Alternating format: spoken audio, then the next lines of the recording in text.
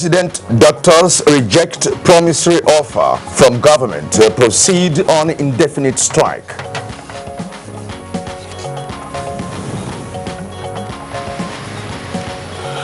Displaced persons in Makurdi cry out for improved conditions. They gave Momoy and Akamo to little children. That is what I saw. But for adults, I've not seen anything. Me man can't sit down with them here. I'll go do.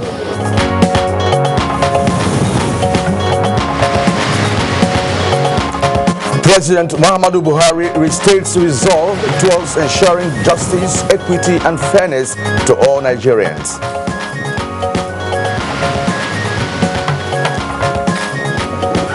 And on Good Morning Nigeria today, our focus is on activating community policing in Nigeria.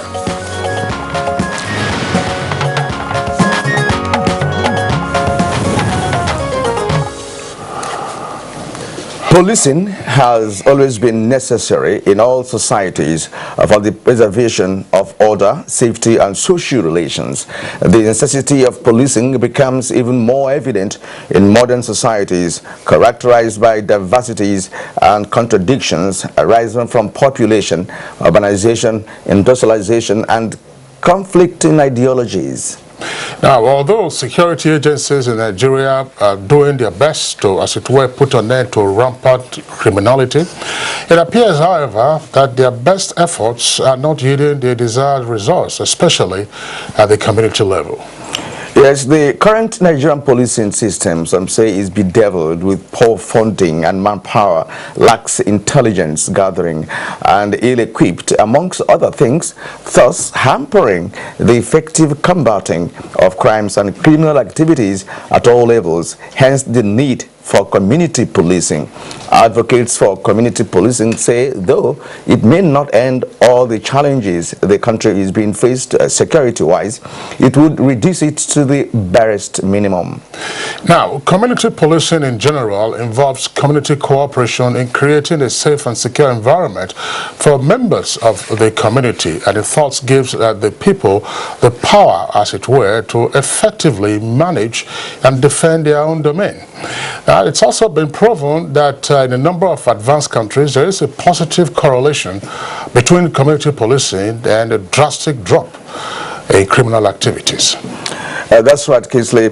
Community policing was adopted widely among law enforcement agencies in the 1990s with a view towards improving trust between community members and the police, and leveraging police resources through voluntary assistance by community members in public safety measures. It has become a widespread model of policing in the U.S., where the Office of Community-Oriented Policing Services has been created by the Justice Department to support innovative work in community policing. Now, on its part, the Nigeria Police Force embraced the philosophy of community policing sometime in 2004, and this was as a paradigm shift that sought to focus on constructive engagement with the people who are the end users of police service, and also to renegotiate the contract between the people and the police, thereby making a community co-producers of justice. But not much have been achieved since then.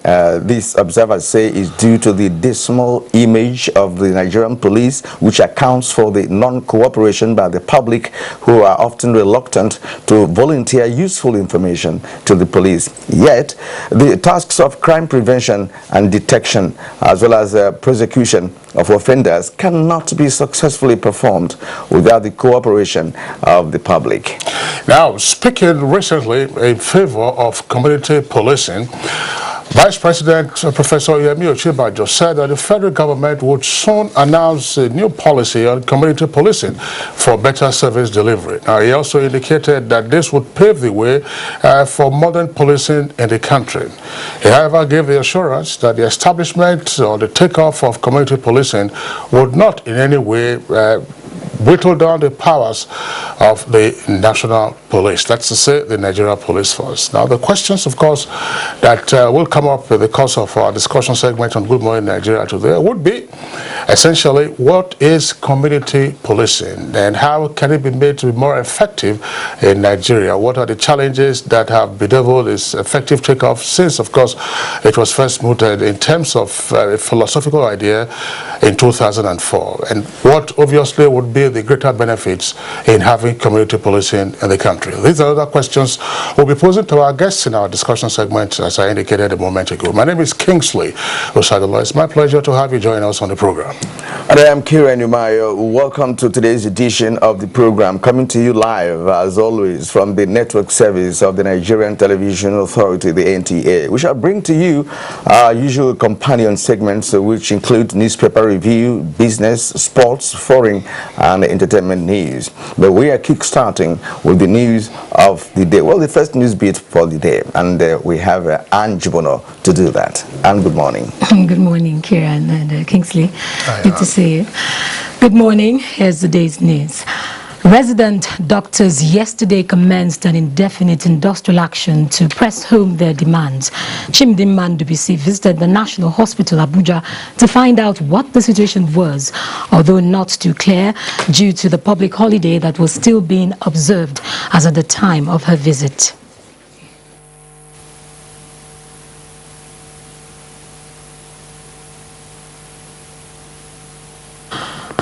Meanwhile, the Minister of Health, Professor Isaac Adewale, has appealed to the National Association of Resident Doctors, NARD, to suspend the strike embarked upon in the interest of Nigerians who are in need of medical care. Adewale, in a statement, assured the doctors of the federal government's commitment to addressing all the issues in contention and said that the government needed a little more time to address all the issues. According to him, another round of meetings have been scheduled for Wednesday, September 6, 2017, and it is hoped that more progress would have been made in reaching a consensus on all the issues being discussed. It further expressed the determination of President Buhari-led APC administration to promote industrial harmony in the health sector. In the meantime, Professor Isaac Adewale has directed the medical directors and chief medical directors of federal government-owned hospitals to ensure that consultants and youth corps doctors, as well as doctors on internship, are on duty to provide health services at the hospitals in order to ensure that there is no break in healthcare services to the citizens. The minister assured all Nigerians that the federal government's health facilities will be open to render services to the people, while the government continues to dialogue with the resident doctors to return to work. Arrangements are also on to make use of armed forces, police and federal road safety health facilities. President Muhammadu Buhari has restated his unshakable resolve towards ensuring justice, equity and fairness to all Nigerians in the implementation of the change agenda for national growth and development. The president was speaking in Daura while receiving in audience a select group of elders, politicians, as well as youth and women representatives who paid him a solidarity visit.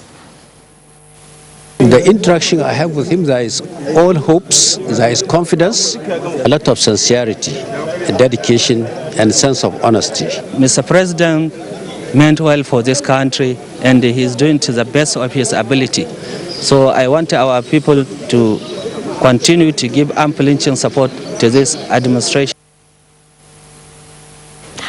Meanwhile, the wife of the president, Aisha Muhammadu Buhari, has awarded scholarships to 60 primary schools pupils to enable them complete their education with ease. State House correspondent Aliu Kabir reports that this was disclosed in Daura, the hometown of the president, where she celebrated the Salah festivities with her husband, as well as members of her family and other well-wishers. Alhamdulillah, I'm not doing in Daura to celebrate Eid Kabir with family members, friends, and well-wishers. And I will also use this opportunity to give scholarship to 60 children that are orphans and less privileged children. And also I wish all Nigerians a happy Eid. Displaced persons at various camps in Makurdi have complained of inadequate facilities as well as food to alleviate their sufferings. Tena Omar reports that the displaced persons have, however, been assured that more is being done to improve on their conditions. They gave Momoy and Akamu to little children. That is what I saw. But for adults, I've not seen anything. We need Maggi, we need some items that will cook. Me man, come sit down with them here. I'll go do. Well, that's the news for now. Good morning, Nigeria. We'll be back with Kingsley and Kirian after this break.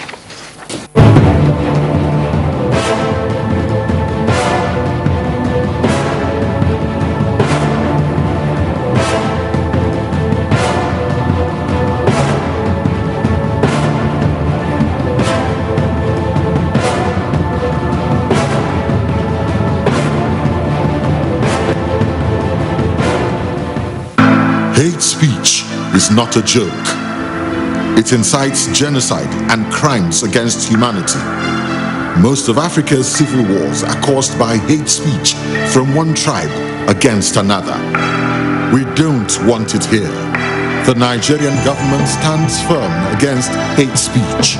I was distressed to notice that some of the comments, especially in the social media, have crossed our national red lines by daring to question our collective existence as a nation. This is a step too far. One nation bound in freedom, peace and unity. Nigeria, one nation, one people. This is a public service announcement brought to you by NTA. Another edition of TV Guide magazine is out with revealing accounts of trending stories. With the dwindling oil revenue, he says there is no reason to worry. We strongly believe that culture is Nigerians' new oil, and we're going to show that by creating wealth, our art and culture will be a statement for all of us. Our cover story is on Otumba Olusegun Runchewe, Director General, National Council for Arts and Culture.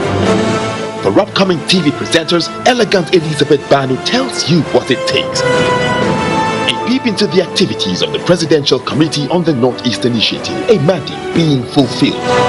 A trip to the Yankari Games Reserve and Safari in Bauchi State brings you closer to nature. And the Oshun Oshogo Festival, our culture, our pride. Professor Adiku, the Vice Chancellor, University of Abuja, tells us what it means to manage a university, plus our regular features, star profile, media issues, relationships, young minds, entertainment, sports, and lots more. Pick your copy now at the vendors or at every NTA station nationwide. TV Guide, still your indispensable companion. Whenever pain occurs, you want quick relief. Try new Nurofen Express. It goes to the source of pain and gets to work in under 15 minutes. That's why Nurofen Express delivers fast and effective relief. New Nurofen Express works at the source of pain. Fast. Being a mom is great, but when your child has a fever, you don't know what to do. I trust Nurofen for Children to take care of my child's pain and fever. Effective relief you can trust. Winning in hot and dry conditions is hard.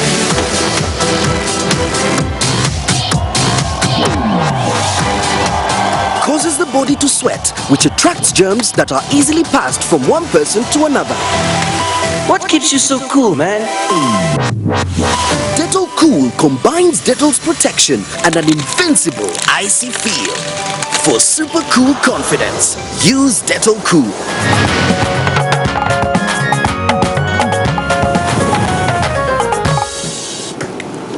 Still on Good Morning Nigeria.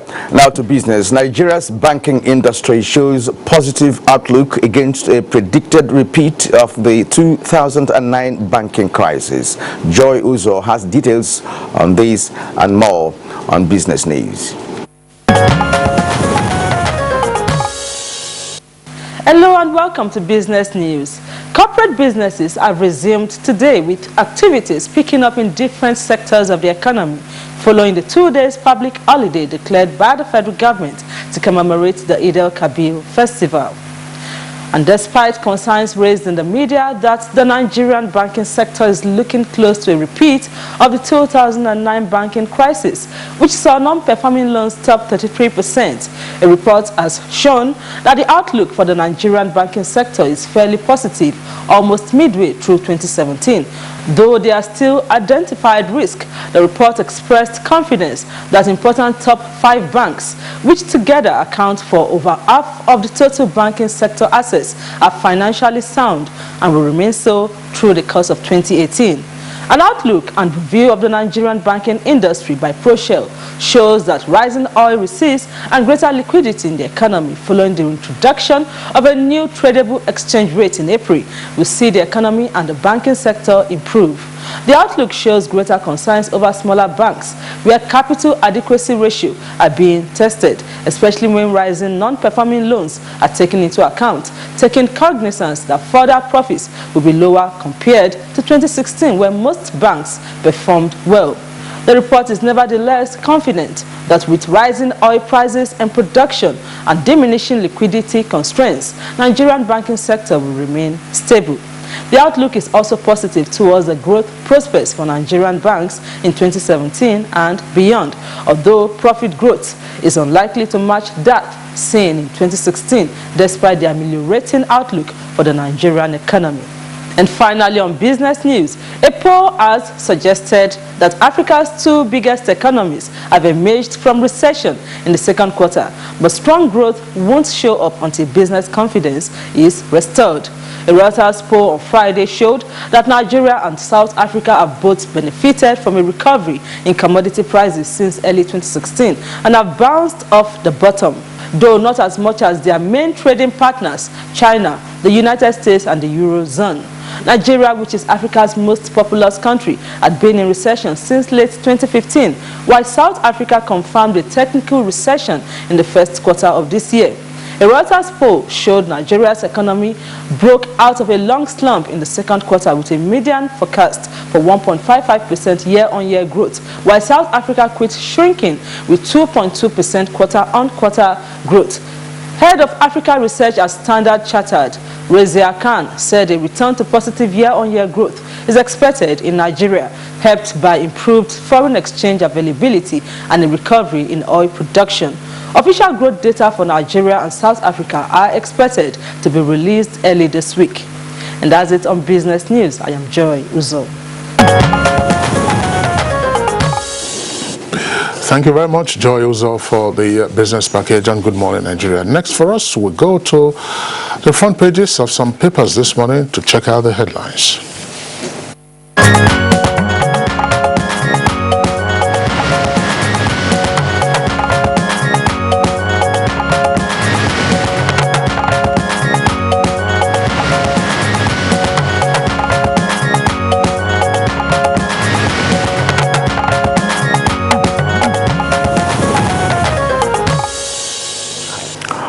Right, and Bayo Toyebi, newspaper reviewer, is here in the studio. Bayo, good morning and welcome to Good Morning Nigeria. Good morning, Kyria. Good morning. Work just resumed, and it seems we have a good number of stories on today's national dailies. Absolutely, yeah. The front pages are quite busy. There's stories on the economy, stories, of course, on labor relations, as you can see, and of course, stories on the international scene. Let's begin with Kyria. Kyria, now, let's take on this day now. Above the nameplate, we have credit to private sector rises to 22.2 trillion naira. And below that, we have Nigeria loses $1 billion to illegal bunkering annually as oil companies patronize illicit market. The story is on page 4. In fact, both stories on page 4 of these day newspapers. Now, below the nameplate, patients stranded as doctors ground federal government hospitals. With the rider, Ngige says the strike is bad faith.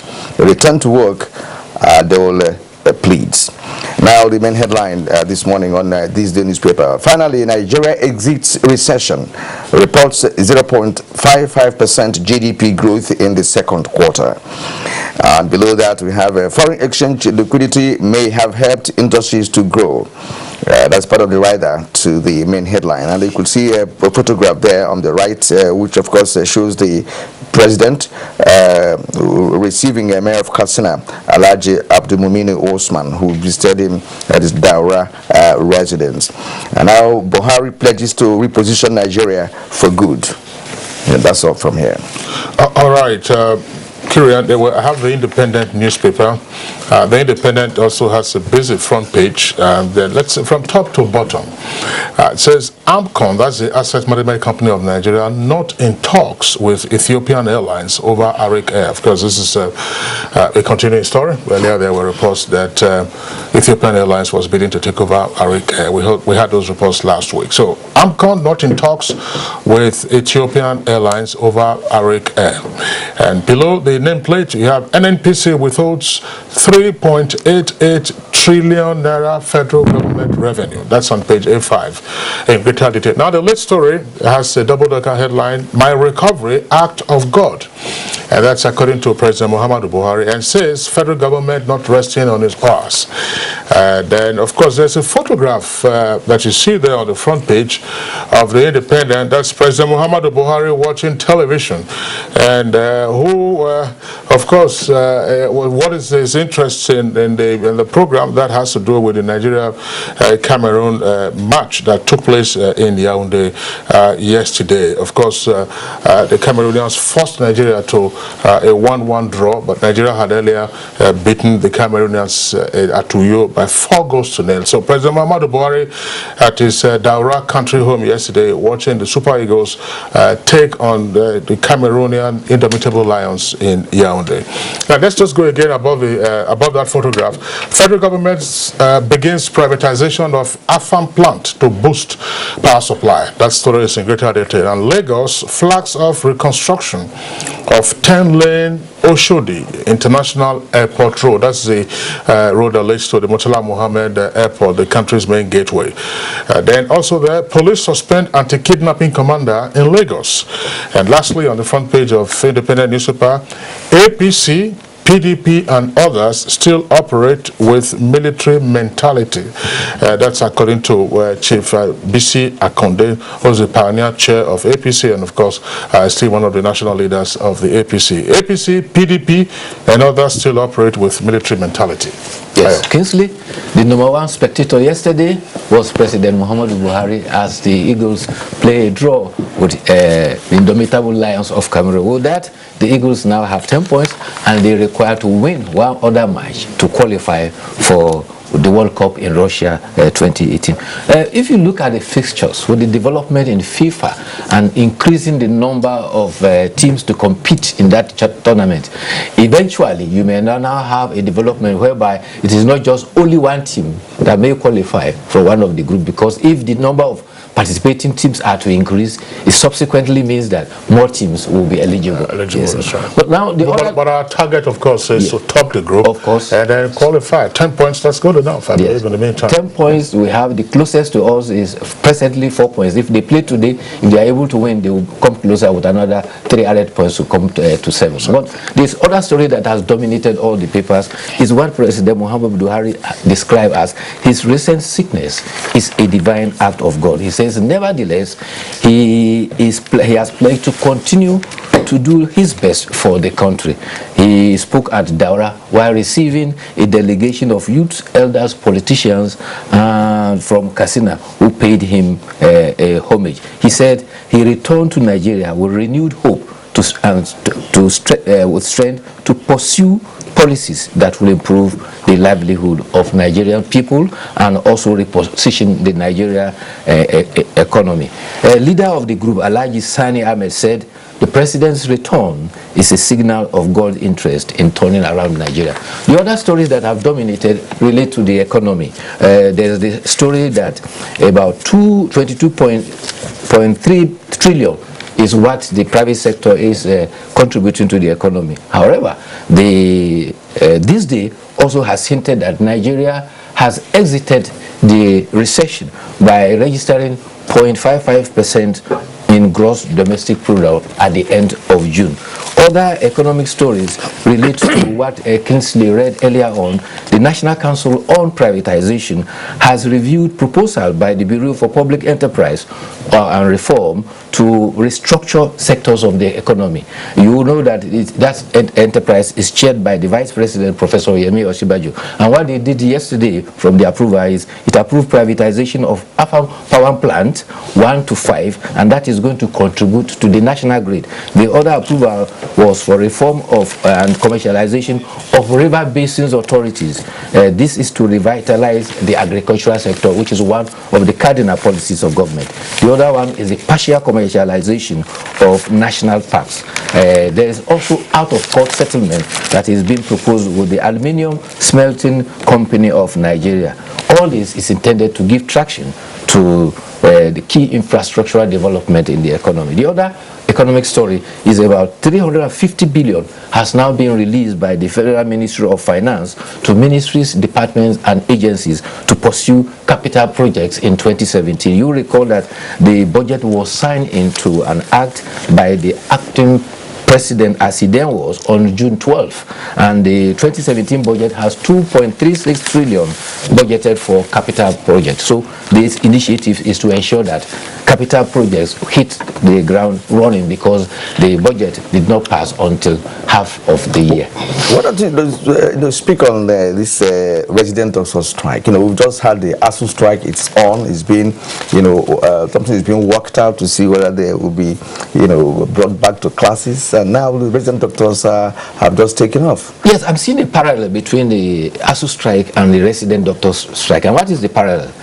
At the ASU strike, there was a meeting with the ASU delegation, with the delegation of the federal government, and they said, okay, let's take our message back to our Congress, and the expectation was that the strike was going to be called off. And the next thing we heard was that another 6-point demand, which was completely different from what was earlier on discussed, was foisted on the federal government. This time around, as of last Thursday, there was indication that the doctors have suspended their strike indefinitely. But they return now, yesterday, to say that having gone to the National Executive Council, they now took a decision that the strike will be indefinite. But also, there's a warning now that has come from the Nigerian Medical and Dental Council of Nigeria, and it has declared the strike by the Association of the Doctors, resident doctors, as illegal.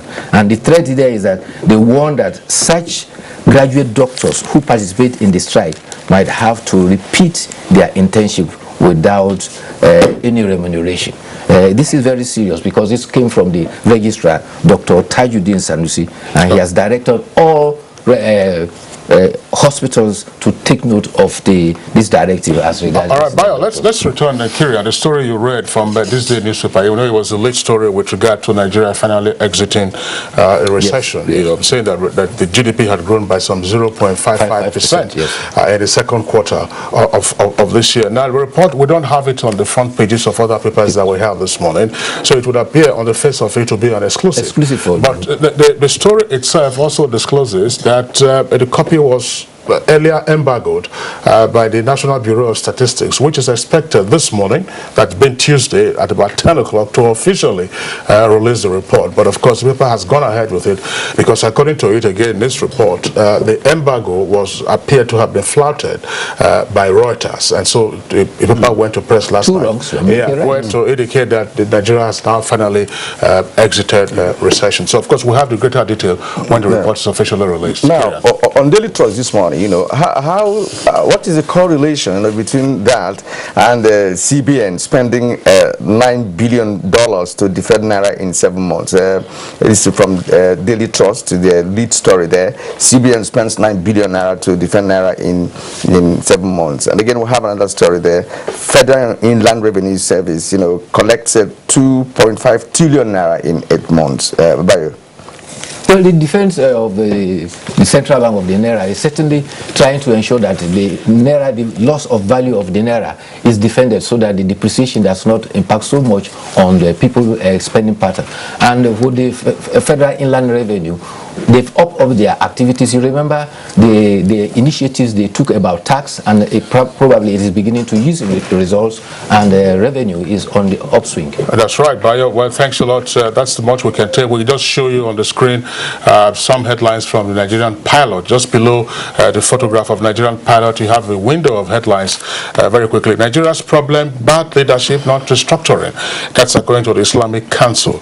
And then there's a story there also that says Boko Haram to army. We are still in Sambisa forests. And JAMB, 23 universities set admission cutoff marks at 120. And then the PDP, that's the kicker there, allegations against IGP, that stands for Inspector General Police, must be swept away, and then you have the ellipsis.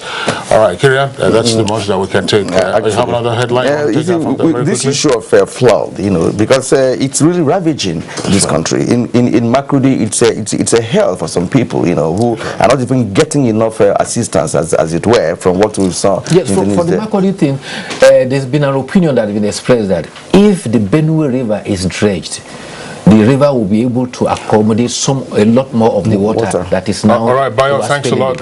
We actually had a topic on our discussion segment yesterday. Now that's the much we can take. Thank you for being with us. See you tomorrow midweek. Thank you for having me. It's Good Morning Nigeria. Let's take a short break. When we return, we're dealing with how to effectively activate community policing in Nigeria. The health delivery profession is one of the most abused professions in the world, especially in our part of the world. We be doctor.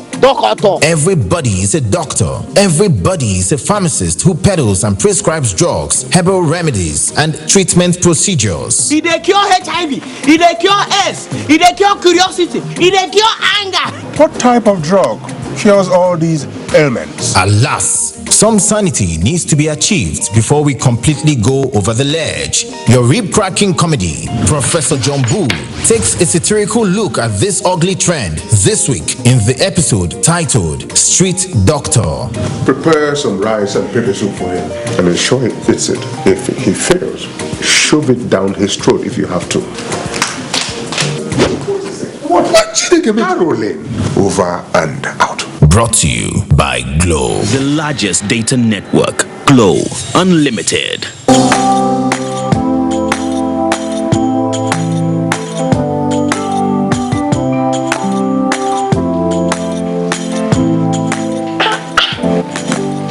Why don't you people sell imported materials here?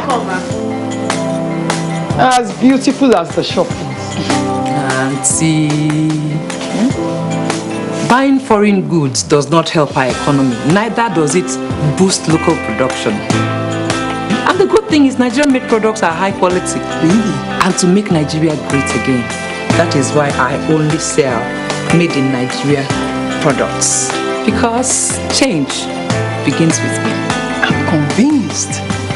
Change begins with me too.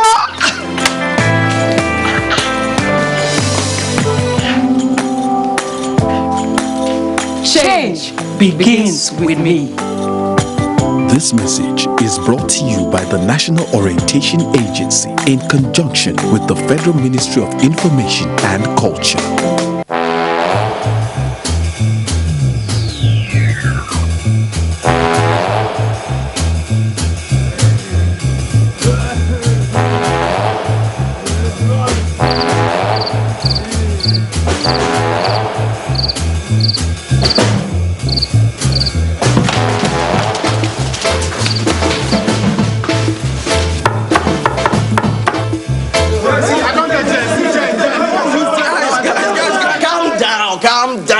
I'm downloading is on 95%. It's still on.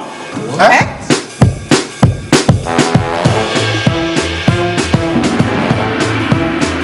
Introducing Airtel Unlimited Data Plans.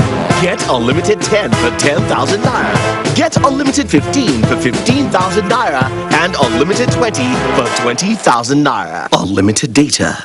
Unlimited you. Airtel, the smartphone network. Caring for the patients of typhoid and diarrhea is our responsibility. And and these illnesses are often spread due to eating with unclean hands. So I recommend Dettol, as it protects from up to 100 illness-causing germs. That's why I want to be Dettol sure. Dettol, be 100% sure. Dettol soap is now also available for 100 Naira only.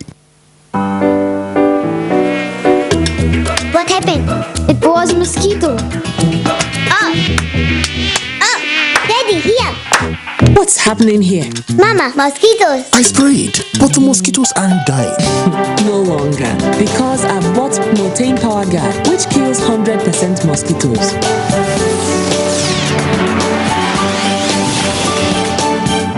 Motain Power Guard kills 100% mosquitoes.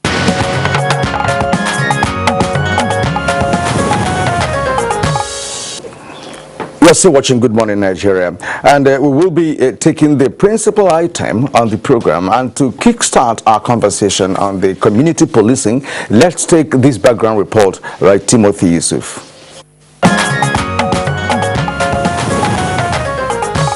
Community policing is an organization-wide philosophy and management approach that promotes community government and police partnership.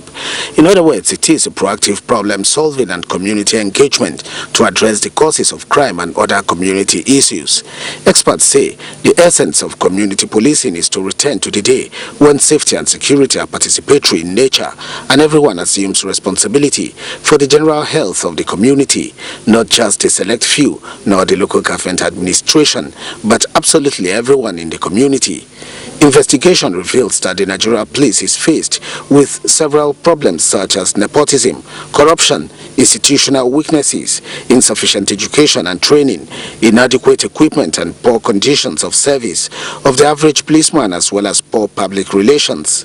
Some are even of the view that despite all efforts by the government, the Nigeria Police Force still struggles in its ability to perform her primary responsibility of crime fighting. This is against the backdrop that there is still an alarming increase in crime rate and perceived endemic corruption within the force, thereby leading to public distrust of the police. It is due to this poor perception of the police that findings show that the public are reluctant to provide any form of support or cooperation to the police. This thereby often leads to a resolve by the public not to cooperate with them in crime fighting. Community policing, an idea muted in Nigeria since 2004, is therefore perceived as the way to go. In this direction, the police and the public are to jointly collaborate with an expectation to share responsibility for their community's safety. It further means that citizens and the police will work collectively to identify problems, propose solutions, implement action, and evaluate the results in the community. The idea of community policing is quite different from traditional policing that emphasizes strict police authority on crime prevention. In community policing, the police must share power with residents of a community, and critical decisions need to be made at the community level rather than at police stations. The overall goal of community policing is to decentralize police decision-making authority, and to achieve this goal, it requires the successful implementation of three essential and complementary components or operational strategies, namely community partnership, problem solving, and change management. To further give credence to the whole idea of community policing, Vice President Yemi Osinbajo recently said the federal government will soon announce new policy on community policing for better service delivery. The Vice President believes that this would pave the way for modern policing in the country. He, however, assured that the establishment of community policing will not take away the powers of the national police, but that sitting down in Abuja to police other remote parts of the country was not practicable any longer. As Nigeria looks at other parts of the world in the practice of community policing, what are the fears about decentralization of the police?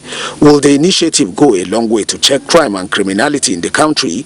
These questions are among other issues to be addressed shortly by experts on Good Morning Nigeria.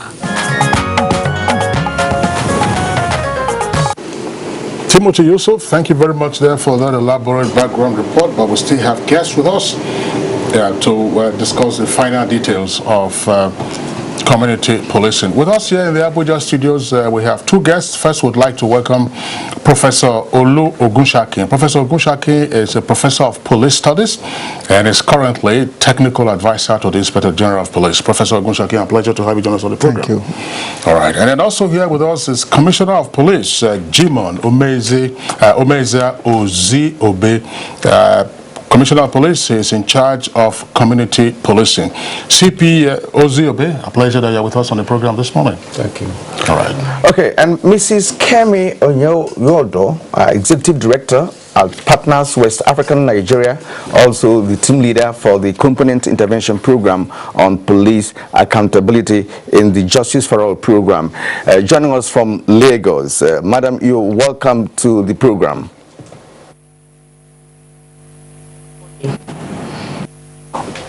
All right, and also from Kaduna studio is Dr. Hawa Yusuf. She is an associate professor of criminology, Kaduna State University. You're welcome to Good Morning Nigeria. Morning Nigeria. Thank you, Kiran. Our Skype from Canada is Basi Osage. Basi Osage is a police detective with the Canadian police. As a matter of is the Toronto Police, Ontario, Canada. Thank you for joining us all the way from Canada. Thank you.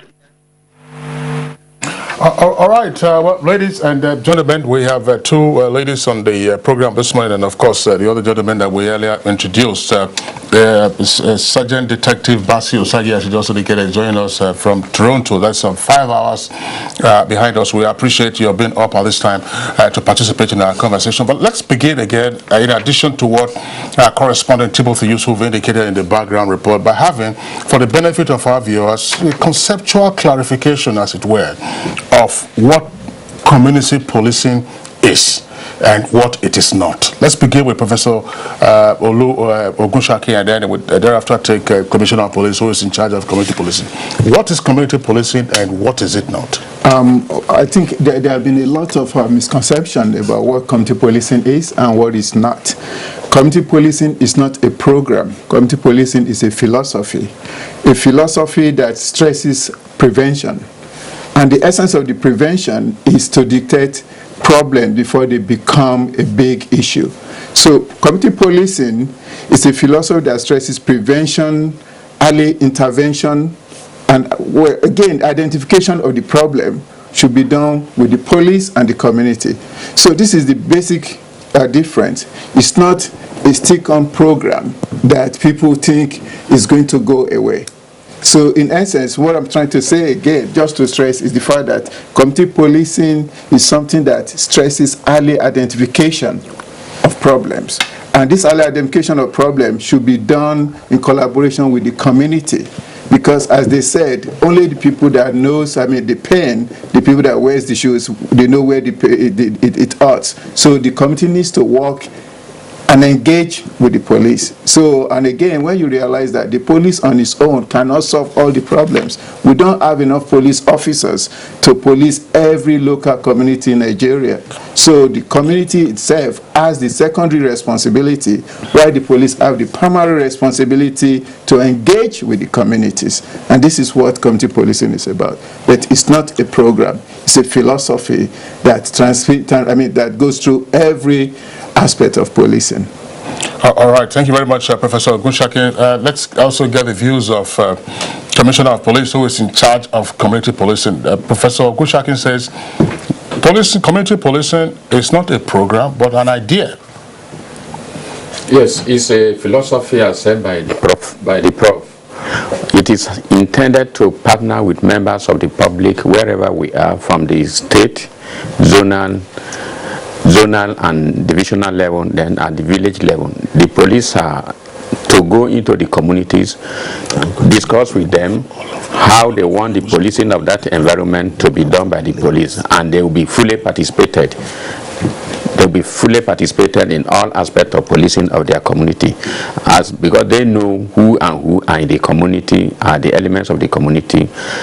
Instead of coming to give police information and later police will now be accused that the information has been leaked out. They will now go out in partnership with the police, just like what is happening in Northeast now. We have a civilian JTF line side by side with the military operating in the Northeast. So that is what we are going to do in community policing, involving physical involvement of community members. Okay, thank you very much. Now, we'll now move down to Lagos, to Mrs. Kemi Okenyodo. Mrs. Okenyodo, you have been involved, in intervention program and accountability when it comes to, policing. Now, let's also share, your own idea about the concept of community policing.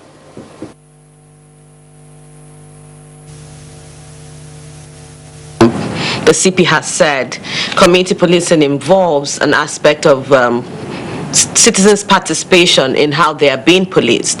The other side of the coin for community policing is accountability, which makes it important for the police to be responsive and accountable to the people that they are policing.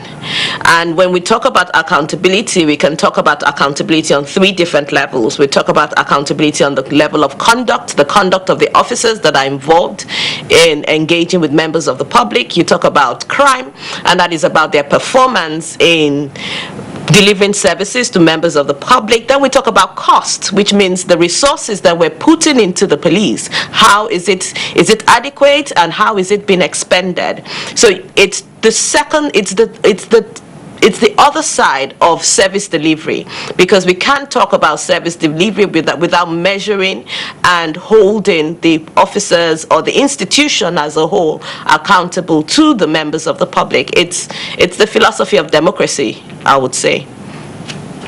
Right, thank you. Now to Kaduna, where Dr. Hawa Yusuf is. And Hawa Yusuf, you are Professor of Criminology. Where do you come in here? What's your own perspective to the concept of community policing?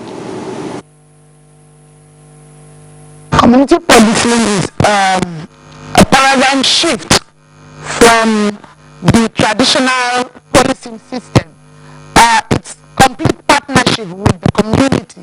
This time around, the powers of the police is shared between the conventional police and the community members, and it's a responsibility of the community members and the police to together identify what the problem is and design the solution to that problem, other than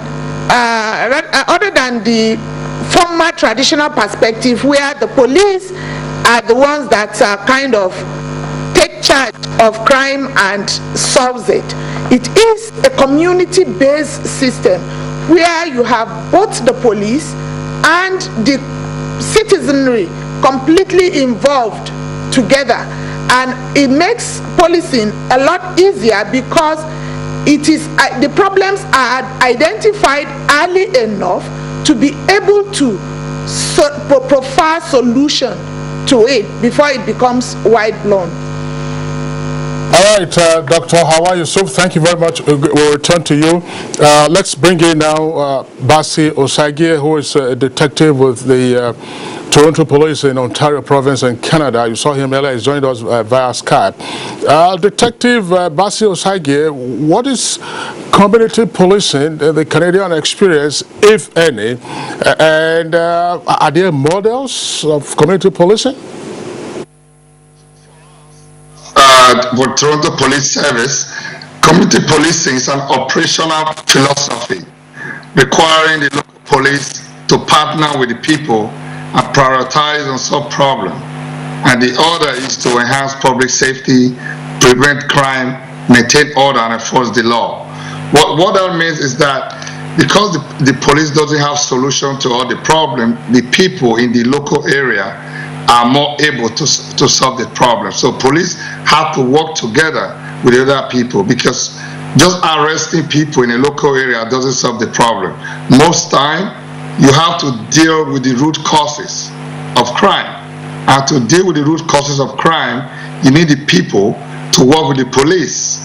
So for Toronto Police Service, I am the supervisory officer responsible for the community outreach, and we have monthly meetings with the local communities, and they tell us what is the problem, and together we formulate short-term goals, long-term goals, and then we set a deadline, and then we follow up on the discussion.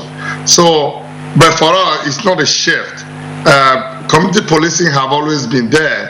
I think the problem with Nigeria is probably because the society is not as advanced as us here, and the citizens are not as organized. So the solution to that might be, first of all, in Nigeria's situation, we should deal with the problem first, with the crime. And once we have a certain level of security, then the people will be free to engage. And you also have to deal with trust.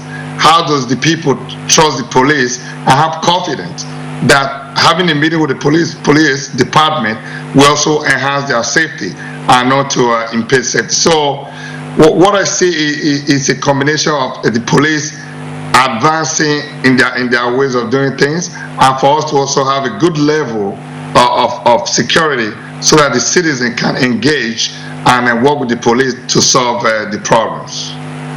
All right, Osage, we are still with you. You have said that community policing is an operational philosophy. And of course, you pointed the fact that Nigerian society is not organized. I would like you to tell us what you mean by that. And after which, you may also have to let us know what are the structures that should be put in place. For instance, what structure should Nigerian police put in place to effectively organize the society, to be able to get information from the society for their operations? I believe that the first thing that have to happen is that the police have to fix themselves first. The police department have to run like a very effective and efficient police department. Once the police can run effectively and then the people have confidence in them, that way the people will be free to join the police to formulate policies. People cannot work with you when they don't trust you, when you as an organization is not organized. So that's the police aspect. But the citizens, the Nigerian people, cannot effectively participate in community policing when they are not properly organized, in the sense that they have to be aware that whatever they discuss is confident, is safe with the police. They have to be aware that whatever discussion to participate, the policy will be implemented. So if they don't have that trust, it's not going to happen. It will just continue to be a mere discussion on paper, because I don't see the practical aspect of it unless you reorganize the police force. Because for us, once you are hired as a police officer, that is when your community policing starts. For my officers, I send them to 5 weeks of working in the community within their first 3 months of policing. You cannot make an officer a community policing officer after 10 years.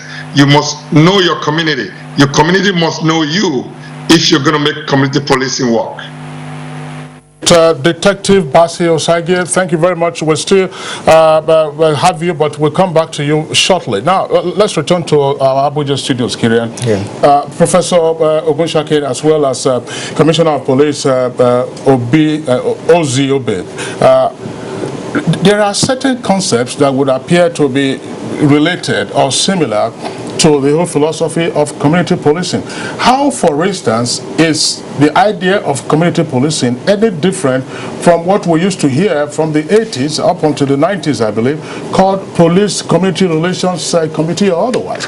Is that different from going to, from what we are now seeking to achieve with regard to community policing?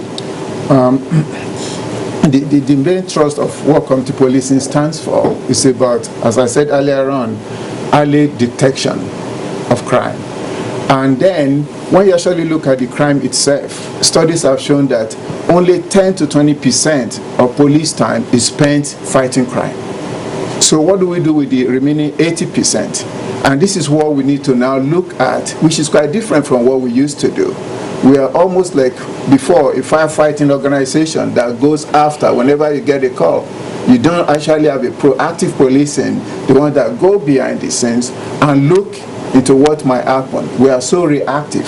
So in essence, what you have now, as of 2004, when community policing was introduced in Nigeria, is to get that remaining 80% to start looking at prevention. And the aspect of prevention is to engage with the community. And when we say engagement, this is actual engagement. It's not just talking, it's going there. What the Inspector General of Police has stressed is the fact that we're going to do things differently now. Whatever we've done in the past is good, but we're going to make it better. And the essence of making it better for us is to utilize the remaining 80% of our time to get to know the community get to know us. We spoke about trust and confidence. We need to start building and rebuilding that trust and confidence in order to work together. How is this different from police community relations committees that we had in different parts of the country? Commissioner of Police. Yes, as the name suggests, police community relations is just a relation between selected members of the public, of the community, and the police in that environment. But community policing is a philosophy based on the community. The community will now be physically involved, meeting regularly with the policemen. Policemen will be meeting with them regularly and exchanging ideas on the crime trend in the area. It will be more proactive towards crime solving, crime management than police community relations. Police community relations are selected people, interested people, but this time around it's going to be the whole community. The community themselves will sit. When we are going to have joint meeting, who is going to represent us is not by the fiat of the Commissioner of Police or the AIG or whoever, but by the community themselves. They will be involved in solving the crime situation of the community. But the community, the police community relation was a selected few that were meeting regularly with the police, not necessarily on the crime. Commissioner Ziobe, you listened to Basil Sagia, in Canada. You're talking about the fact that locally here, that the police is not organized, and the society, the citizens are not also organized. And he now pointed the fact that in his own, in that climb, over there, that he sends a policeman to communities for 3 months, working with the community, so the community will know him and he will know them. Now, you are the head of community policing in Nigeria. Do we have such structure being put in place, or are we going to borrow from that? Because it is working well from what we had from Basil Sagia. Well, we already have the structure on ground, because at the village police level, we have the community policing officers. They are working with the communities. At the divisional level, we have them. At the area command level, we have them. At the state level, we have them. So the structure are on ground. The only thing we're going to do is to reestablish and re-emphasize and re-strategize with the working of the structure. We have the structure on ground. And the people, when I reported here about 6 months ago, somebody came from Anambra State for the interest she has for the community policing, and shall be doing a good job in that area. So we have the structure on ground. The only thing is that members of the public, maybe the elites, are not much aware of it. We are operating already. Do your officers really know what it takes to do community policing? Were they educated on that? They were educated. They've been told. They were educated. I don't know, learning is a continuous process. They are educated. We have been going on courses and seminars. All right, Commissioner of Police, thank you very much. Let's return to our Lagos Network studios. Mrs. Kemi Okeyando. Mrs. Okeyando, well, I will evaluate for us, from your perspective, how the whole philosophy of citizen involvement in the idea of community policing is any different from the police community relations committee that we used to have in the past. Is community policing, the way it is being talked about now, a game changer? And if so, what is it going to alter from what we had in the past? Thank you. I think it's going to be different because the Police Community Relations Committee was set up by the police itself, and it was set up by the police. Membership was identified by the police. Yes, they were supposed to be representing interest groups within the community or within the division or jurisdiction where the police exist or have presence. However, we would also need to admit to ourselves that this process has been hijacked by some elites within this community. And hardly would you find the average Nigerian, the man on the streets, being a member of the Police Community Relations Committee.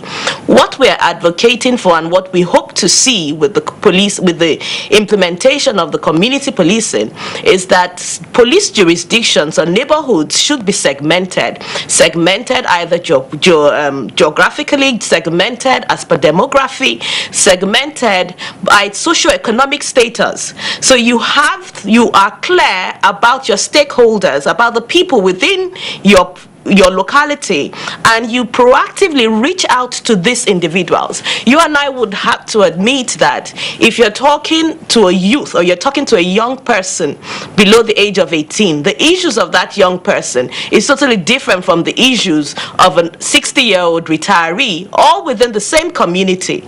So you need to have a proactive framework that would allow you meet and engage with the different members of the community. The responsibilities of the different platforms that already exist need to be clearly articulated. So PCRC, what are we expecting from PCRC going forward? We're not saying scrap PCRC, but what do we expect from them? And then you look at the Eminent Persons Forum that has just recently come on board also, which is supposed to be a think tank for the police. So are they influencers? Are they what position do they occupy in the strata of thing? It's a multiple strata process that seeks to engage different members of the community. So for example, one would feel that the police would have a community reach out plan that would engage schools, primary schools, secondary school, tertiary institutions, because the issues are different. The ones that will go into the marketplaces. So you identify what the issues are, you identify who the stakeholders are, you identify the composition of the neighborhood that the police is going to operate, and seek to ensure proactive engagement with them at different levels. And let me quickly say in response to my brother from Canada, when he says that the community, Nigerians are not organized, I seek to differ. Nigeria as a country and the people are organized. It's how effective the structures are that we need to look at. So for example, when we have the Police Service Commission, the Police Service Commission is supposed to be representative also, but we could look at how the appointments are made. So you have a Police Service Commissions that should include certain key people, stakeholders that should have a say in policing in Nigeria. But how is the appointment made? I think that's what we need to move away from. Underlining it is moving away from elite capture and ensuring that the process gets to the ground and has an impact in the life of the average Nigerian. All right, thank you very much, Mrs. Okayobo from Lagos. Again, we'll return to you in the course of the conversation. Let's go over to Kaduna. Dr. Hawa Yusuf. Dr. Hawa Yusuf, when you listen to the other three guests now speak on the relationship or point of divergence between community policing as an idea and what is pre-existing, for instance, the PCRC, that's Police Community Relations Committee, how would you factor in also the preponderance of various vigilance groups? I mean, they also often are referred to as vigilantes. There's virtually no major city in the country today where you do not have the so-called vigilantes who are also involved in some form of policing. How is that related to community policing, or what might be borrowed from the idea of the vigilante groups, to help effectively run the community policing idea? Actually, the major difference between the vigilante and community policing is that the vigilante are a handful of persons that are used to police the society, while community policing involves every citizen in the community. And I like to say that community policing is peculiar to culture and location, and its effectiveness depends on the culture of the people, as community policing is not a new philosophy per se. Community policing is the same as the type of policing that we used to have in the African traditional society. Is about the community taking up responsibility of policing itself.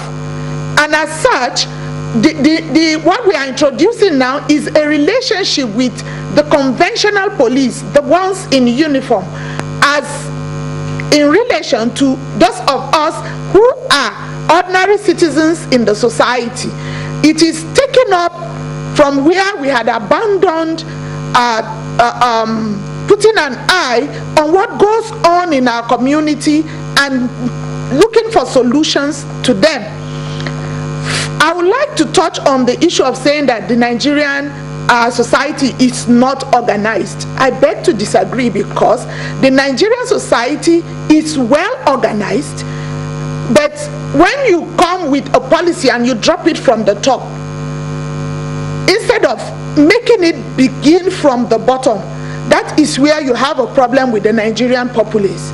If we organize orientation for us, where we are, the Nigerian citizen is told that this is nothing new, but reawakening your call to take care of your community, to prevent crime in your community, then we will be able to easily cue into the community policing system.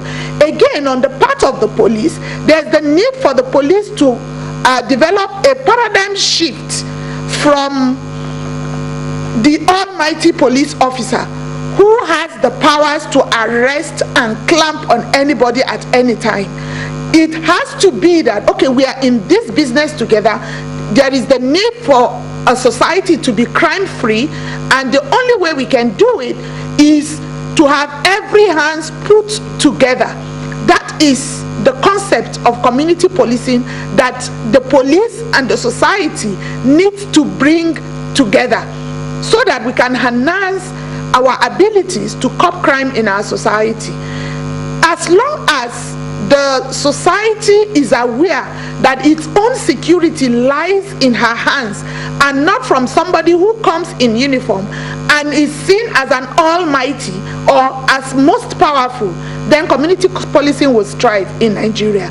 Again, the major challenge we have with community policing is the issue of godfatherism. We are in a society where people have some godfathers or influential persons who will protect the criminals or hoodlums in the society. If I decide, for instance, to report at a meeting that there is somebody somewhere who I am sure is into one criminal vice or the other, by the time investigation takes up, you find out that there is an influential person somewhere who is going to make sure that that person is not punished. And that is one major problem with the effective implementation of community policing in Nigeria. One other factor, again, apart from godfatherism, is the issue of corruption. And corruption this time, not on the part of the community, but on the part of the existing police force. Corruption in the sense that you report a case and a police officer who is supposed to be part of the community police, he has a link to the so-called godfather, and as such the cases never come to bear. This discourages the community from collaborating with the police force. So there is a need for an overhauling of the police structure and orientation of being very powerful. They have to realize that curbing crime in the society is a collaborative effort. All right. Thank you, Dr. Hawa Yusuf. You are not in line with the fact that Osage mentioned us not being properly organized. But I also believe that when a society is organized, the other society should also be able to effectively ensure that the discharge of responsibilities by a particular organization like the police should be able to be effective and translate into some efficient performance. But we all know now that community policing in Nigeria is not working at the moment, which is also part of the reason why we are here this morning talking about it. Now, what should be the problem? What is the problem? Why it is not working? It's been there since 2004. You as a criminologist, you should be able to now let us know why it is not working if we are organized as we posited. Kirian, if you heard me very well, I had said that our major problem why community policing is not working is, one, on the part of the police, the orientation that is given to them. They still have this military thing in them that makes them feel that they are in charge. However, for you to have an effective community policing, you need the police to understand that it is a collaborative exercise to ensure a crime-free society. And again, I hammered on the issue of godfatherism, where people within the community itself have institutionalized themselves as godfathers who take care of criminals and will not allow them to be punished. These are some two out of many reasons why community policing is not working. And then there is the need for a reorientation completely. Let people understand that when you are talking about community policing, we are not talking about you detecting the crime and just report it to the police to take over. We are talking about detecting the crime within the community and profiling solution. Is a problem-solving strategy in policing, and not the arrest, detention, and whatever. It is a problem-solving strategy where it involves the community members identifying the problem within their community, discussing it among themselves. Of course, this time around, with the presence of police officers that have been assigned to such communities as community police, then you design a strategy to get out of it. It will only work when the two parties develop confidence in each other, trust themselves to be able to work together.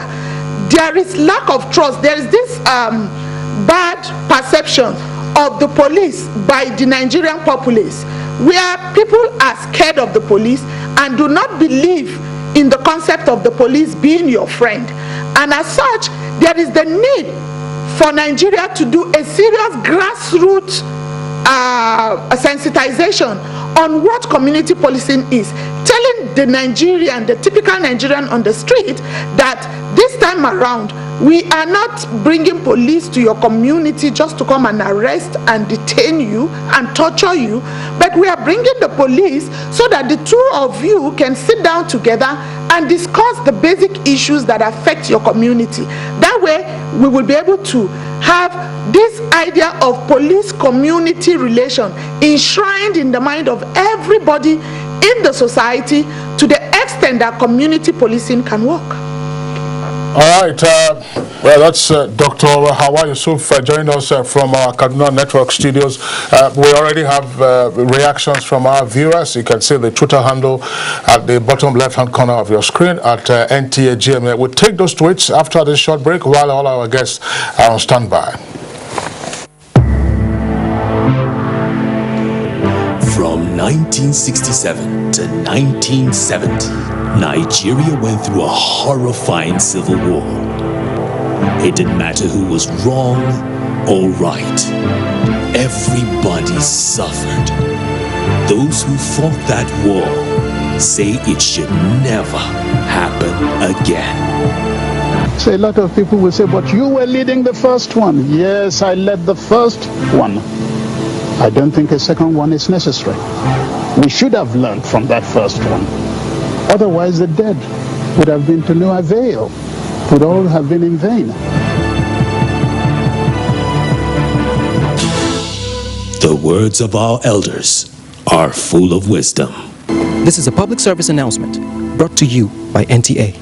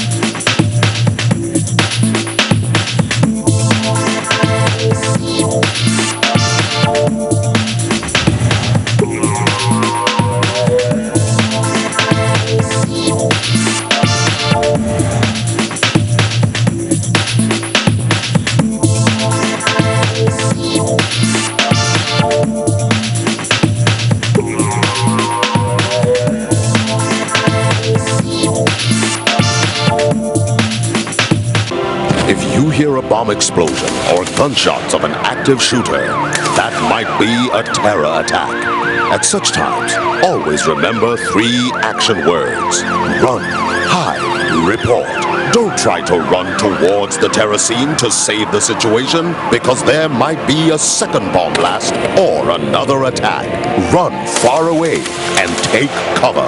Make sure you are safe first. Yes, it is in our nature to sympathize over the hurt, but remember, only trained personnel can help in such situations. When in a secured environment, promptly call relevant authorities and help will come.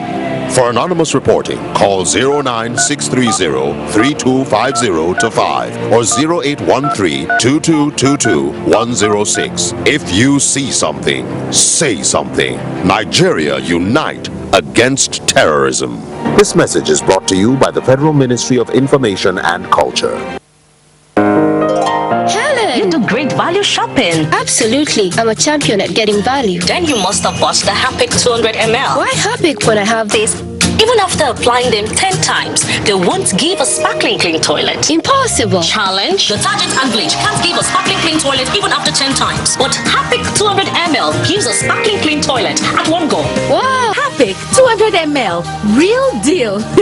Now only 200 naira. Welcome to the new world of superb taste. Now here in Nigeria. Everyone, try it and enjoy the delicious goodness.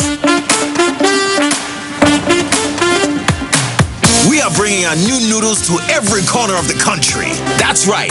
It tastes great. It tastes fantastic. It's time for a new noodle. Nigeria, you want the truly delicious taste? Come and get it!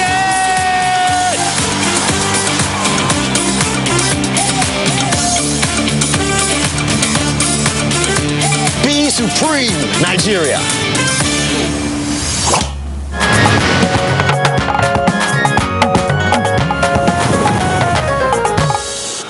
All right, welcome back. But if you just joined us, it's Good Morning Nigeria, and we're having our discussion segment on how to effectively activate community policing in Nigeria. We have guests with us, 2 of them here in the Abuja studios, one via Skype from Toronto in Canada, another guest from Kaduna Network Center, as well as another guest from Lagos Network Studios. As we indicated, we have reactions already from our viewers, and we are taking those tweets right away. Victor Ohioswoma tweets, community policing is laudable and will effectively assist the police in crime prevention. It would be more effective if there was state police. And from Mr. Omar, that community policing is what Nigeria needs to tackle the menace of insecurity in the country. It's been a platform at the grassroots level. Habila Kwara Zakshi tweets, community policing is the best way of detecting and tackling criminal activities because the communities know the happenings in their domains. And now Sakiru, it says community policing and vigilante, what is the difference? But should community policing be without gun? All right, that's a pending question. Sani Makalamakoji tweets, now we can see how some Nigerians have abused the whistleblowing initiative. Same will be done in community policing. The Muhammad Jamil Sadara, he says, if the state cannot provide needed security, let us take security measures to the doorsteps of those to be secured. This is fundamental. Festus Akimboyewa has this tweet. Community policing will be a monumental failure in Nigeria if the affected communities refuse to work with the police due to lack of trust. And Law Alpha C, the Nigerian police should know that success recorded in tackling armed bandits wouldn't have been without the public assisting them. Dele Jack Solomon, getting community members involved in policing, the Nigerian police will have more resources available for crime fighting. Law Alpha again, activating community policing will complement the efforts of the police and other security agencies since public information is critical. Lawal Olaya tweets, police need to decentralize for effective operations as is done in other climes. This is the first set of tools that's a discussion for another day. That's right. All right, now, gentlemen and ladies, you're welcome back to the conversation segment. And I'll go to Olu Ogushaki once again, Professor. Right now, what has been the problem? This has been institutionalized since 2004, yet no results have been recorded in terms of being effective and efficient. Now, what's the problem? If you want to talk about the problems, yes, there have been some problems, but again, we need to talk about the progress that have been made to date. If you could recollect, we have model police stations, something that was introduced by the Justice for All program, which is a United Kingdom funded program. And in as much as we can sit here and discuss the issues and the problems, the model police station was successful. And I think we're at a stage now where the Inspector General of Police has acknowledged that we need to go further. And this is what we are doing. So it's easier to say something has not worked. But let us look at those aspects that have actually worked, that has kept us going. Nigeria is surviving because something is working. And in essence, you look at us setting up a dedicated police teams, which is something that we are doing and we need to improve on. Then the lack of funding is a major issue. And as much as you hear people saying, we want you to do this, we want you to do this, but this thing is not going to work without any appropriate funding. And to make even matter worse, the fact that now the Nigerians seems to be on board from the comments that we've been hearing. They actually want community policing. And the Vice President's office, in its latest agenda, continue to push for community policing. The Inspector General of Police have bought into this idea, and this is why we're setting up the committee that was recommended by the Vice President's office to look into this. And this is not going to be led by the elite, because in the past we have people that are sitting there without knowing what is going on at the grassroots level. We need to involve the ordinary Nigerians to be part of this movement, because we have to understand that crime does not just affect the rich, it affects the poor, and even the poor feels it more. So this is a responsibility that we need to cascade to everybody. And in as much as the Nigerian police program, a big program that has taken off, it's called NPP, Nigerian Policing Program, is looking more towards accelerating this program, whereby we can work together with the Nigerian police. The Nigerian police already acknowledged that what we've done in the past is not enough. We can no longer put lip service to this important issue. Crime affects everyone. Even the retired police officers experience crime. Serving police officers experience crime. All Nigerians have to come on board. But there is one thing we need to emphasize here.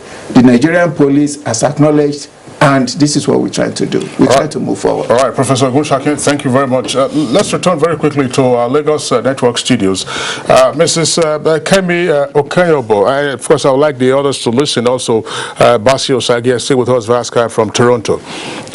Mrs. Okenyobo, what is a community? I ask this question against the background of, again, asking another question, namely, what will be the influence sphere of influence of community policing. Will community policing be more effective in residential areas? Will community be more effective in rural areas? What happens in urban centers? Lagos, where you are, is a megalopolis.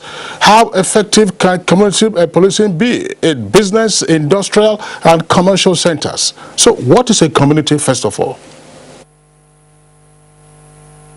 A community could be composition of people living within a particular geopolitical space or physical space. And a community could also be a group of people that have similarities, either social status or certain things bring them, is a common thread that brings them together. And in view of that, when we agree that a community could be either physical space, it could either be a composition of people that have common interest, then we would understand the fact that community policing goes beyond physical space management by the police. It really speaks to accessibility. So even when we're talking about mainstreaming or scaling up of this intervention that has been in country since 2004, and I should quickly state that one of the challenges that we've had as per the scaling up of community policing in Nigeria is the fact that it's just been piloted in selected states over the past 10 to 12 years that it's been introduced in Nigeria. So you have the interventions that have been supported by international development partners being piloted in 6 states, 7 states across the geopolitical zone. And we agree that Nigeria is 36 states plus the FCT. And our population is what? Close to 190 million, I'm told. So if we understand that, then we understand and we appreciate the fact that a community is people of common interest within either a physical space or a non-physical space, then we agree that accessibility is an issue. So beyond physical accessibility, then we should be using we should be looking at deploying other framework, other strategies of accessibility, a toll-free number, internet, social media. Some of them are already in place in country, but they're not properly coordinated. And we should also be quick to look at the fact that there is no interconnectivity with the activities that are going on in the country. So for the first time, I would say that what we are going to be seeing now is that the country itself wants to take a lead on the initiative around community policing. And the country itself, and that's based on the comments by the Vice President, who we would say represent the political space of the country, because there's no way you can separate a policing structure within a country from the political structure of the country, has given a direction. So that space is what we're looking at, that space of multiple Nigerians, either physical space. If we look at Lagos, for example, we could have opportunities. Lagos has high technology penetration to a reasonable extent. At the rural area, the strategy that would be used in the rural area will be totally different from the strategy you would use in Lagos. The strategy we would use in Lagos will be totally different from the strategy we would use in the northeast. And if I may use Borno as an example, that is just that is post-conflict. So the strategies would differ. However, we should be able to see similar threads that run across the country. Thank you, Mrs. Okeodo. You actually agree that some activities are not properly coordinated, and that may be what Basi Osagie is talking about when he mentioned the poor organizational, ability put in place here that has made it difficult for community policing to work. And now to Osagie, you have listened to all the comments made by your other colleagues on the panel this morning, and we want to ask you, please, because you are in another climb where this has worked over the years, what is a community in that climb? And besides that, you can also go further to let us know what can be done, in Nigeria for community policing to work effectively. community is not just about the people that live in a certain geographical area. A community is anyone, a business, organization that is being affected by crime or anything that's going to cause disorder in the community, in the area. Then that's a community member. In terms of what needs to be done, I heard the commissioner casually said that the Nigerian police is ready for community policing. But the question I would like him to respond to, maybe not to me, is that what is the structural changes that they have made? What is the training provided to the officers? What is the standard? How do they measure? Is there a standard by every police station in terms of crime prevention, enforcement, victim responsibility? Like for us, every local police station have what we call community response unit components. So it's not centrally driven. It's run by every station because one size does not fit all. So you have a police station, maybe about 10-15 officers who are dedicated to community policing, and they respond to the crime and disorderly in the area, and then they work with their crime management office to solve the problem. So I would like to see that happen in Nigeria until you have that where the structure allow for the community for it to flow, and also there have to be a standard that every station across the country where they meet that standard. Until you have that training, obviously the equipment, and then for the police to really know what they are doing. I believe, I hope I'm wrong, that the people just follow like a textbook mention of community policing. It's more than that. You have to have people on the ground. You have to have a structure. You have to have a standard that you have to meet, and that the community in turn must have confidence in the police, which is lacking in Nigeria. Until that happens, you cannot do community policing the way you do in Abuja and the way you do community policing in Benin, where I was born. It's two completely different environments. One, you have to help them out, but I also hear somebody talking about appointing people to the committee. Police should not have any involvement in appointing people to any committee. The community will set up their own people, but the people that represent the community must represent every segment of the population, the poor, the rich, the middle class. Then at the meeting, that is when all those people will then meet the police and then tell them how they would like to be policed. And then the police then work with them on how to ensure their safety and well-being. Police should not have any role to play in who represent the community. Detective Bassey Osagie, thank you very much. We'll still keep you on standby in Toronto via Skype. Let's bring in Dr. Hawa Yusuf. Dr. Hawa Yusuf, just before we get both Professor Ogunshake as well as Commissioner of Police here with us to respond to some of the structural issues that Bassey Osagie raised, I would still like you to speak to the whole idea of community. I mean, the other guys who have spoken have tended to define community either by geographical space, physical closeness or interest. From your perspective, what is a community and how does it fit into the idea of community policing? And particularly for the urban areas, how will this whole idea work beyond what you have at the moment dealing with residential locations? You're not getting to the commercial, industrial and business districts. Yeah, community policing, when you talk about community, first of all, a community refers to a group of people who share common interest and belief system. If you talk about the rural community, these people share the same cultural values, and as such, community policing, if tailored along their culture, makes it easy to be implemented.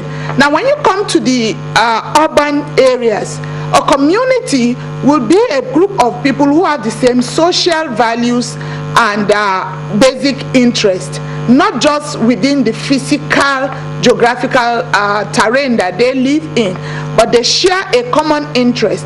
And as such, for every unit and segment, there is a peculiarity that must be taken into consideration for community policing to be effective in that space where you refer to as a community. Now, bringing everything together, for community policing to be effective, there must be that independence, that degree of independence, as pointed out by Osage. There is the need for the people themselves to appoint those people who are going to be policing them, because they know themselves and they know each other's values. Other than somebody coming in from outside and say, okay, the traditional head of this community, the youth leader of this community are those who are going to come. It's not about the committee, it's about the community itself, and people who have respect for the values of that particular committee. So the issue of community policing is something that has to be within. Like I said earlier, it's not a top-bottom strategy, it's a bottom-up strategy where the community itself must realize and take charge of the security of that community. And the police are just there if it goes out of hand and there is the need for some laws to be enforced. And that is why from the beginning it is important to note that community policing is not about dealing with criminals in the sense of punishment, but it is the identification of a problem from its very minute state and profiling solutions to it. Is about what, as a criminologist, I will say, preempting crime in the society. It's not about the crime occurring and you're looking for a way of solving it, but you take measures that help in preventing crime. And crime prevention is more effective in security than curbing crime. So there is the need for every society or community to have a system of community policing that is peculiar to their own culture and their own belief. So if you organize community policing around the belief system and the cultural system of a people, it thrives more than just bringing in something from the outside. Commissioner Oziebe, it's about time for you to respond. Dr. Howard Yusuf just highlighted part of what Detective Osage, did say about appointing committees by the police. They believe that this committee should come from the community itself. And that's number one. Number two, Osage talked about training of the police, direct training with respect to community policing, not just the normal conventional training that they have, because it does seem from what he said that someone should be specialized in community policing by way of training to be able to anchor that job effectively. So what's your response to this as man in charge of community policing? Are you the one to bring in new ideas that could help you efficiently discharge your duties? When we talk of membership of community policing, I can't remember any of us here saying that the representatives are going to be appointed. I was comparing when we are talking of PCRC with community policing. I said when PCRC was being formed, our membership were being appointed, but PCRC but community policing, the whole members of the community will be members of the particular community policing, depending on what they want. If there should be any representation, it should be the members of the community who select who is going to represent them, not the police, not outside people. Then on the issue of training, we have gotten sufficient officers that were trained right from 2014 date. We have gotten some sufficient number of officers that have been trained on community policing. Yes, agreed. The training stopped sometimes ago just because of fund. We couldn't continue with the training, but with the intervention of the federal government led by the vice president, I'm sure the training will still continue. We're going to continue to retrain and train new officers. We have trained officers all over the federation that are going to champion the cause of community policing. All right, thank you very much, CP Ozie. Let's get Professor Ogunshokin's reaction to some of the points already raised by the other guests with regard to the clear definition of community and the role of the various stakeholders. Okay, thank you very much. The idea of definition is quite important, because the way you define something is the way you react to it. And in as much as we've been talking about community policing this morning, one aspect that seems to be missing is the fact that our definition is not totally inclusive of everyone. When you talk of communities, you're not talking about the geographically based people.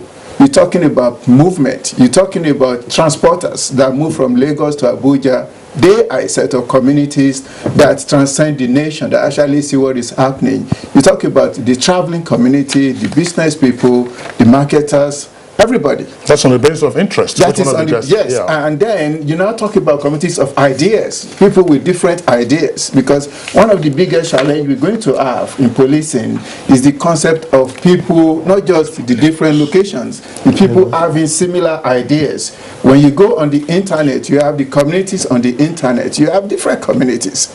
But having said that, what we're trying to get across to people is the definition of democratic policing is totally in line with what we are trying to do, whereby the people will be responsible for their own policing. It's almost like when you define what is a democracy. It's the government of the people, for the people, by the people. What we're trying to do here is for the police to be able to get to a point where the Nigerian will be able to say, this is our police. But before I finish that, if I could quickly go to my colleague in Canada, the essence of what Osage is saying, totally great stuff. But then you need to ask Osage, what is the budget allocated for community policing in Canada? What is your budget? And there, because you cannot just sit and describe these issues as if you are comparing two oranges. These are oranges and apples. You need to understand the element that funding is particularly important. Community policing is not a child play. It comes with money. And we cannot sit here and discuss it as if it's a giveaway that issues needs to be discussed. They cost money. All right, Professor Ogunshokin, you just raised another point. We're going to get to that now.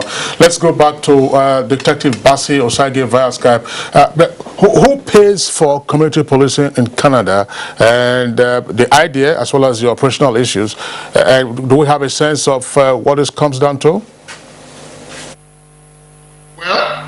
That is the issue with this idea of community policing in Nigeria. I don't really get it sometimes from what the professor is saying, from what the commissioner is saying. The community policing is not an extra budget on the police. There's no extra money that has to be devoted towards community policing. If you have 200 officers in a police station and you have about 20 of them who is specialized in community policing, that does not give the extra budgets. It's the police budget that is being used. So there's no extra cost to community policing. We don't have the burden like Nigeria where you have the commissioner in charge of community policing. We don't have that. Every officer, every station is supposed to be trained as a community response officer. So there's no extra budget, in short. And just one more point I'd like to make in terms of when you say the community. Community, the way I define it, the way we define it, is anyone who is going to be affected by the threat of safety in the area. So the bus driver driving around there who is going to be robbed is a member of that community, because whatever action is taken in that area will affect him. The owner of the house, the business owner, the office manager who work in the office there, it's a community, it's a member of the community, because it's going to be affected. So the Nigerian police don't need extra budget to structure their community policing. All they need is to train officers on how community policing. So you do not need like a house or a structure for it.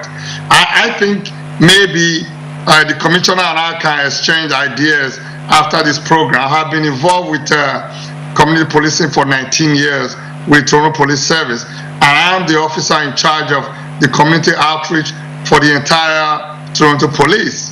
And I don't see why we need extra money to do it. Well, we don't need extra money to do it. Some money needed to run community policing. Thank you there. And that was why, I raised the question of training policemen specifically on community policing and not the normal conventional training that the police should have. And that's what he's trying to highlight. It will be very important for both of you, Osagie and Oziobe, to really talk, because he has something to offer to the Nigerian police. Now, back to Lagos, Mrs. Kemi Okeodo, this may be your final thoughts on this program. Let's look at the issue. Let's look at the issue of budgeting for the police, because now we're talking about the problem and the way out of the problem. To you, from your perspective, how do we go forward on this? Thank you. I do agree that it's not all about money. It's about management of resources effectively. So, for example, how many officers do we honestly have within the Nigerian police force now? Over the years that we've run community policing in the country and trainings have been developed in country, have those training models been mainstreamed into the models of the curriculum of the Nigerian police training institutions, so that all officers that come into the Nigerian police force are being trained effectively?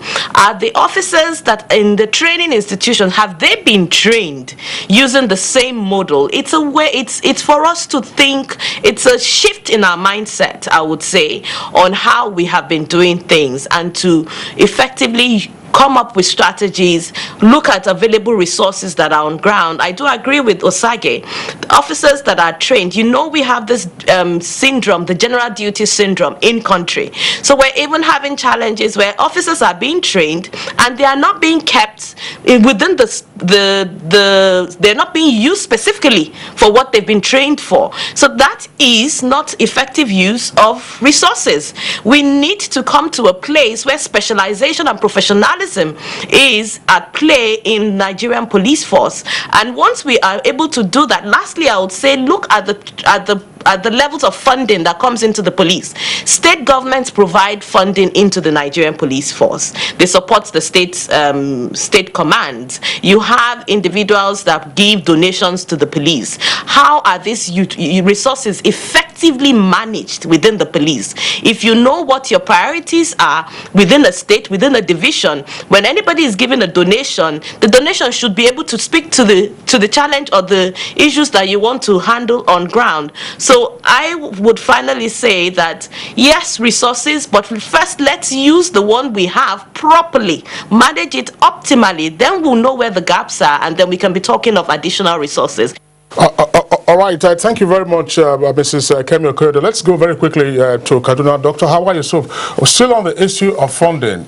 Ideas to implement them will cost money, but Detective Osagie says, listen, you don't need any extra budget for this purpose. But we know what our own local experiences have been. You have seen in commercial and even in industrial areas where companies, through their own CSR, the so-called corporate social responsibility, have been providing logistics to the police force. State governments are also doing that. Still, we have complaints.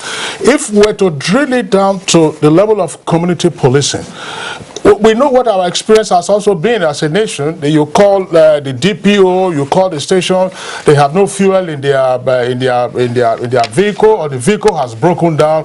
How will community policing be funded? The community members themselves will also need to spend. How can this be funded? Will the budgetary allocation be sufficient in your view?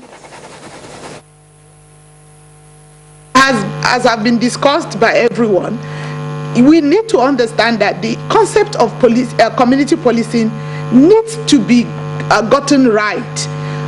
For the community members, is about volunteerism, because they are protecting their own interest. And on the part of the police, I was shocked that my professor is saying that there is need for funds. Police are being trained every day. Are we saying that we cannot bring into their curriculum the concept of community policing? If we continue to hammer on funds, to what extent are we utilizing the funds available as highlighted by Kemi? What are we doing to enhance the little resources that we already have in the police custody? Are we really using them for the major priorities? It's a case of prioritization. Is an issue of putting 5 kobo where it should be and 10 naira where it should be. And like I said, we need to go back to the community to give them that orientation. Community policing should evolve from within the community. And as such, when I am volunteering as a community police for my own community, I will not be expecting anybody to pay me. What are these logistics that we are talking about? We are going to be using people within the same community who do not have to travel from one place to the other. So what are we talking about?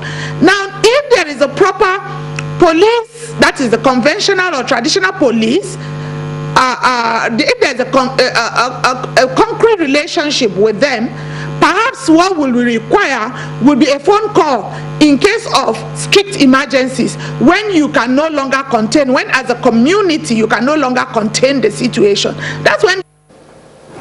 Well, Madam, we don't. Time is no longer on our side, you know, because I know you have a lot to tell us. But I'd like Commissioner of Police to respond to all of this. Well, there is no how we talk about these things that budget will not still be involved. For instance, when we need to travel from here to Abia or Sokoto, you need some money to undertake the journey. You need to do some clerical duties in your office. If you don't have funds, you cannot do that. All right, CP, thank you very much. Professor Ogunshake, your thoughts? The idea of discounting funding, it's for my own bit, it is basically saying the foreign government that has been helping us free. They have spent millions to cascade community policing. So we cannot sit and deny the fact that the money did it. You know, but we're talking about utilizing the available funds properly. We could do that, and there is no saying that we disagree with that. Okay. Training is already established. There is element of accountability that we need to look at. They can use the minimum resources. The time is gone for us to do this. So let's very well. We have other tweets here from our viewers. Let's quickly go to that. Shenze Esang, we're running through these tweets very quickly now. Is this proliferation of function or what?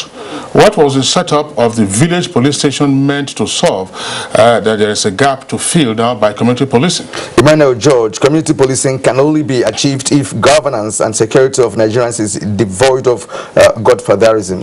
Ogochukwu Unjoko tweets, how come we are discussing community policing and no one wants to mention state police? Now we just jumped to Efetista Kimbwe, who says Osagia in Canada is correct, because the perception of our children born abroad is that Nigerians are not organized because of the way we behave. Ibrahim Tudu tweets, now some of the communities themselves are not at peace. What will the police do with communal fights and disputes? Now, Francis Obi, it is a welcome idea. Police need a lot of orientation. Remove undue intimidation from their way of working. I, for one, will volunteer. Clark's my tweets, community policing is the beginning of a peaceful nation. Our police need to do more to tackle criminal acts. Aminu Modibo, on the part of Nigerians, we should all realize that everybody has a role to play in effective policing. Bakari Billy tweets, actually, the structure for community policing exists in Lagos State, but it has not been made to work effectively and efficiently. Now, Billy Jackson Solomon, community policing will enable the police tap into the resources that exist within the communities and relieve the police of some of its burdens. Aminu Modibo again tweets, in most developed countries today, the police have found that crime control tactics need to be augmented with community policing. Frankly, no former community policing system administered from Abuja hasn't been effective. A decentralized policing is the best in crime prevention. Mahmoud Haman, now the level of diversification of high crimes in Nigeria today makes it imperative to institutionalize community policing for maximum security. Kenny Osine, the police as a whole must be completely overhauled and revived to restore their long-lost trust and dignity and people's confidence in them. Ruben tweets, we do not want community policing. It will be used to turn against the people of the community in a short while. Kayode Ogunlo said our problem is in policing in Nigeria generally. Nigeria police is an aggressive attitude towards the community members themselves. Douglas Orafa, Kai, let me wake up and see this community policing dream realized in Nigeria. And GP, the beginning is appreciation and utilization of feedback. The community and police need organization first. And then Kyle Degulo tweets, I agree with Mr. Osage that even in every organization to work effectively, there must be some organization and inbuilt mechanism. Samuel Owange, I was just about to say almost exactly what the mommy from Kaduna said about community policing. Winning the community's confidence first is the key. Thank you, Mama. Ibrahim Tudu, this is the last one we're taking now. It says, to start with, let all police officers be redeployed to their communities. That will help community policing. It's my opinion. All right, now those are the twists that we can take. We also, of course, would like to appreciate our guests who've been with us. We can't take all of the issues, including the political perspective. What has politics got to do with community policing, particularly electioneering? Yeah. Our appreciation to the technical advisor to the Inspector General of Police, Professor Olu Ogunshake. Thank you for being here with us. We also thank the Commissioner of Police, who is in charge of community policing, the CP Jimon Oziobe. Oziobe, thanks for being here on the program. All right, Kemi Akedo, Executive Director of Partners West Africa Nigeria, thank you for your insight into the program this morning. And also, Dr. Hawa Yusuf from Kaduna. Madam, it's been nice talking to you this morning. And of course, Basi Osagie in faraway Canada, who also said he's going to prefer more solutions to this. Thank you indeed for your time and your experience in community policing, which you brought into the show today. All right, that does it for our discussion segment. Let's take sports very quickly. Targets with the free kicks. Let's see what happens. Following their 4-0 home win in the first lecture last Friday, Nigeria's senior men national team, the Super Eagles, traveled to Yaoundé to continue the momentum, knowing an away victory will see them closer to booking a place in Russia 2018. And now, what can he do here? The ball's come back. A goalkeeper Ondua doesn't produce a fine save. It's still not over. There's the goal. Nigeria have found the back of the net.